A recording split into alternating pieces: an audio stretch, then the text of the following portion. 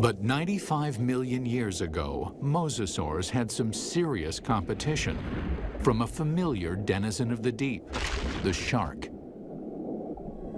Prehistoric sharks, like their modern cousins, are vicious and durable, traveling vast distances, ripping apart any creature that gets in their way.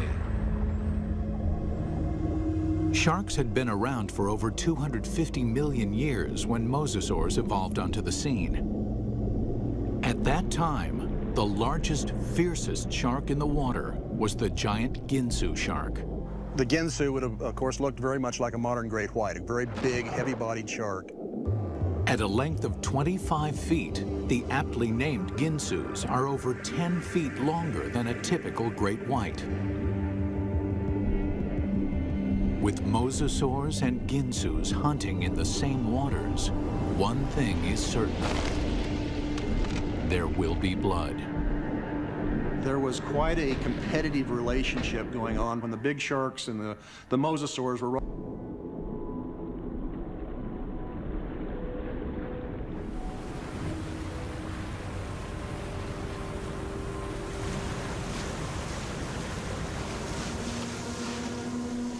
Taking her up.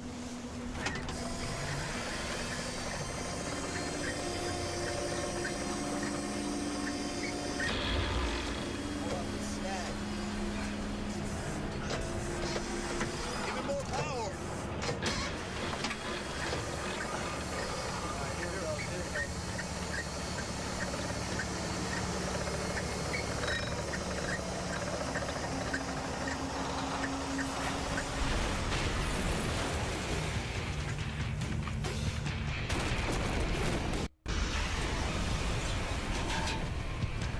Captain, on the port side, on the port side. It's coming back.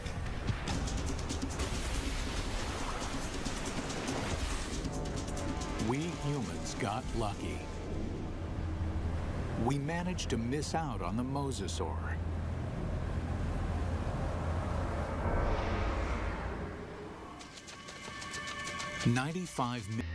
And entombed in this chalk are giant fossils of mosasaur.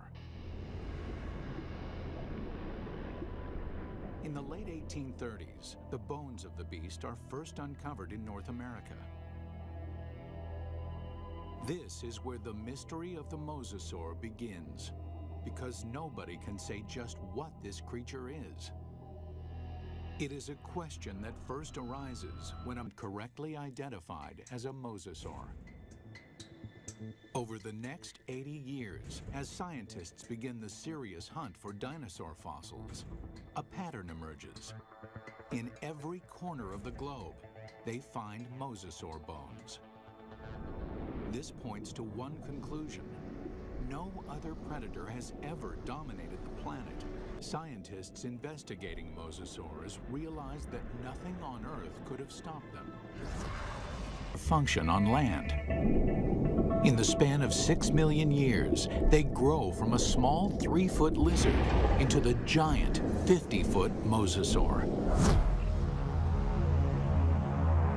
The mosasaur's development demonstrates that even in evolution, timing is everything. Warm temperatures and shallow seas create an abundant food chain in the ocean. This is a perfect environment for animals to take to the water.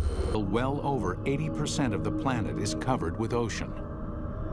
The center of North America was covered with water from Nevada to Missouri, from the Gulf of Mexico on up past the Arctic Circle. The floor of this ocean, known today as the Kansas Chalk, was created by billions and billions of nanofossils, the shells of tiny plankton that drifted down and were deposited on the seabed. It took a cosmic catastrophe to end their reign.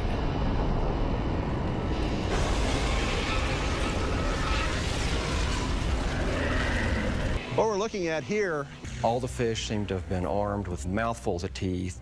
It seemed like everything in that ocean was a predator and just built for killing things. Like Zephactinus, a bony fish that is armed with a mouth full of long needle-like teeth. The plesiosaurs are marine reptiles and top predators for over 100 million years. They come in two lethal varieties. One deals death through speed and agility. The other is a behemoth, so mammoth, nothing dares challenge it. And of course, there are the sharks. These predators were around 100 million years before dinosaurs had ever roamed the earth. And I called it that specifically because it's sliced and diced. The Ginsu is a giant shark. Reaching a length of 25 feet, it dwarfs any modern great white. This shark was literally able to bite through bone. We know that because we find pieces of mosasaur that have literally been severed from the bodies, swallowed, partially digested, and then regurgitated again. Mosasaur had to change its land-based behavior, tearing out a place for itself at the very top of the food chain. But what allowed this creature to evolve into such a much like modern killer whales use echolocation. All these adaptations mean Mosasaur has a good chance of locating dinner, but they still have to catch it.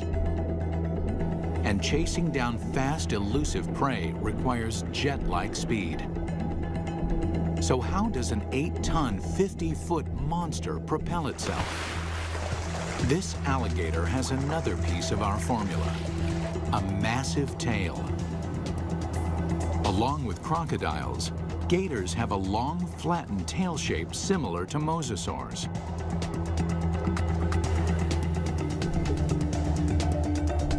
They use the whip-like action of their tails to move quickly through the water. So it's a system that's finely tuned for conducting sound through water. Even though sound can lead them to the prey, it's difficult to detect a target if it's in murky water. Here, Mosasaur would have the advantage by using the keen sense of smell inherited from its land-based ancestors. A mosasaur like this would have had a tongue that would function exactly like a monitor lizard's tongue. The reason why the tongue is forked is so that the animal can smell in two different directions at the same time. This is smelling in stereo. One more addition to our killing formula. Using modern gators and crocs as a comparison, scientists estimate a mosasaur can reach a top speed of 30 miles an hour. Its whip-like tail is good for quick acceleration, but not sustained high-speed chases.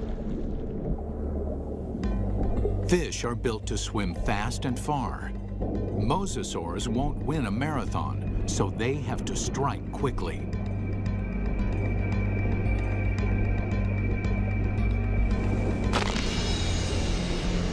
Which means this enormous beast has to somehow hide its 50-foot body and ambush its prey.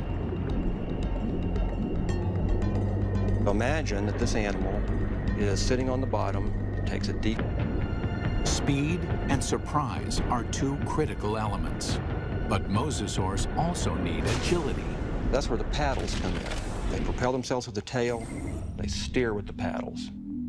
These paddles are short and strong, allowing this long lizard to corner on a dime. Like flaps on an airplane wing, the paddles create drag, which makes them turn. For mosasaurs to be successful underwater, there was one land-based trait they absolutely had to jettison: their sensitive inner ear. The inner ear controls a creature's sense of balance. For land-based predators, maintaining balance is critical. If they stumble, their prey escapes.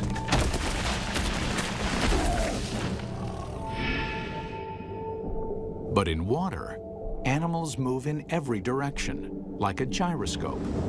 An animal with a sensitive inner ear can quickly become dizzy and disoriented.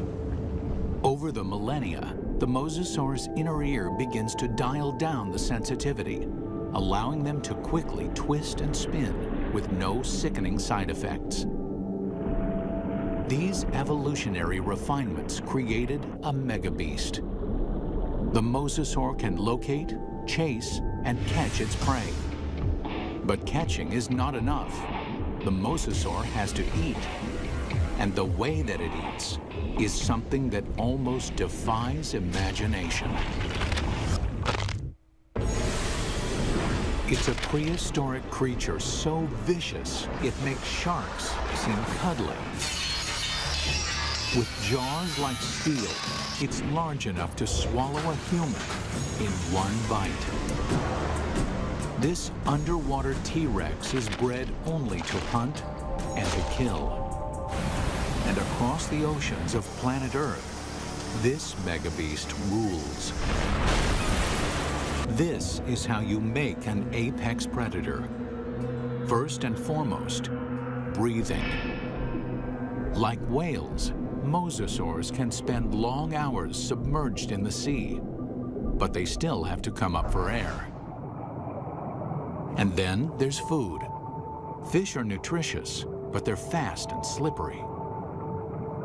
To catch them, mosasaurs must develop the skills of an efficient hunter. Another part of the formula, hearing. In the water, sound location becomes a prime method for hunting. Mosasaurs modify their terrain. How they became colossal mosasaurs remains a mystery. Until 1989, when a fossil hunter named Van Turner finds a very unusual skeleton. Turner takes the fossil to Mike Polson, a paleontologist. A million years ago, it is just a small lizard forced to flee into the ocean.